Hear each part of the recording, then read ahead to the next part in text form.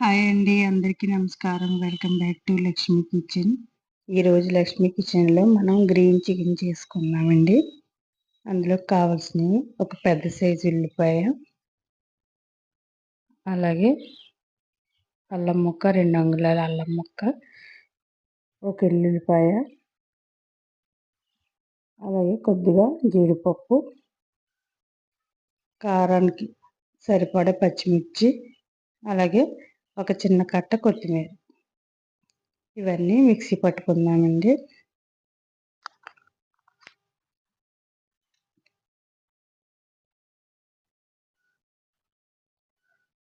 Mixie పట్టుకున్న తర్వాత ఇప్పుడు చికెన్ శుభ్రంగా పసుపు, ఉప్పు వేసి కడుక్కుని దీంట్లోకి పసుపు, అలాగే సాల్ట్, కర్రీకి సరిపడా సాల్ట్ వేసుకున్నాము.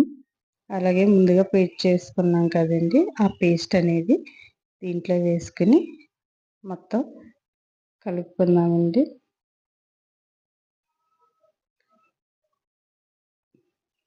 ఇలా చికెన్కి మొత్తం పట్టేటట్టు కలుపుకుందాం.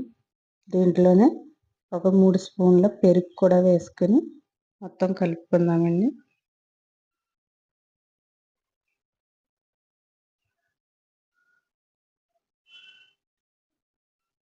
ఇదంతా కలిపిన తర్వాత దీన్ని ఒక అరగంట పాటు మనం పక్కన పెట్టుకుందామండి.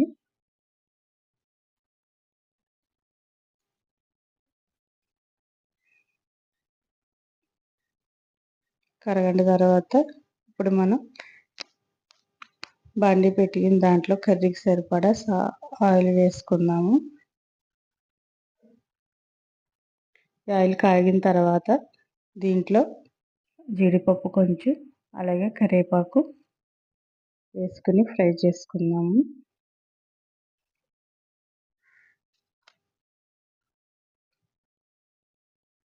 ఇది కొంచెం ఫ్రై అయిన తర్వాత ముందుగా మ్యారినేట్ చేసుకున్న మన చికెన్ని వేసేసుకుందామండి.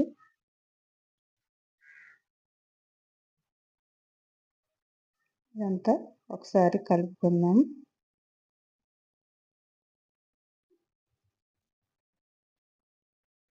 దీంట్లోనే ధనియాల పొడి, అలాగే జీలకర్ర పొడి, అలాగే పెప్పరు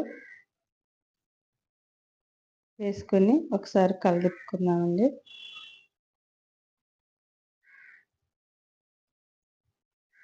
ఇదంతా కలుపుకొని ఇప్పుడు మూత పెట్టుకొని కుక్ చేసుకుందామండి.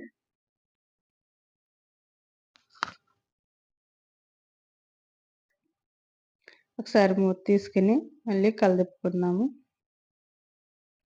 చూడండి ఎంత వాటర్ వచ్చేసిందో. అలాగే మళ్ళీ మూత పెట్టుకుని కుక్ చేసుకుందాము. ఇలా కాసేపు కుక్ అయిన తర్వాత మళ్ళీ మూత తీసుకుని ఒకసారి కలుపుకుందాం. దీంట్లోనే ఇప్పుడు గరం మసాలా అనేది వేసుకుందామండి. ఒకసారి మళ్ళీ కలుపుకొని మూత పెట్టుకుని కుక్ చేసుకుందాం.